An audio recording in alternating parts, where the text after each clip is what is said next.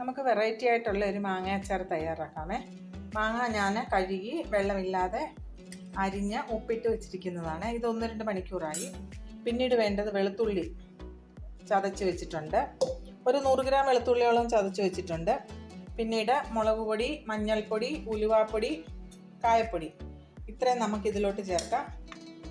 ഈ വെളുത്തുള്ളിയും കൂടെ ചേർത്ത് മിക്സ് ആക്കിയിട്ട് എണ്ണ തിളയ്ക്കാനായിട്ട് വെച്ചിട്ടുണ്ട്. കടുകും മുളകും കൂടെ ചേർത്ത് പൊട്ടിച്ച് റെഡിയാക്കി വെച്ചിട്ടുണ്ട്. അതൊന്ന് ചൂടാറുമ്പോഴത്തേക്ക്, തീരെ ചൂടാറേണ്ട, ഇളം ചൂടോടുകൂടി ഇതിലോട്ട് ഒഴിച്ചു കൊടുത്ത് മിക്സ് ചെയ്യുമ്പോൾ നമ്മുടെ സ്വാദിഷ്ടമായിട്ടുള്ള മാങ്ങ അച്ചാർ തയ്യാറാകും. ഇനി ഇതൊന്ന് മിക്സ് ചെയ്ത് കൊണ്ടുവരാമേ. നമ്മുടെ എണ്ണയുടെ ചൂട് കുറച്ചൊന്ന് ആറിയിട്ടുണ്ട്. അത് ഇതിലോട്ട് ഒഴിച്ചു കൊടുക്കാമേ. നന്നായിട്ട് ഇളക്കി നാളെ നമുക്ക് തുറന്ന് നോക്കുമ്പോൾ ഇതെല്ലാം കൂടെ നന്നായിട്ട് മിക്സായിട്ട് ഇരിക്കുന്നത് കാണാം. നാളെ നമുക്ക് കാണാം. അച്ചാർ റെഡിയായി.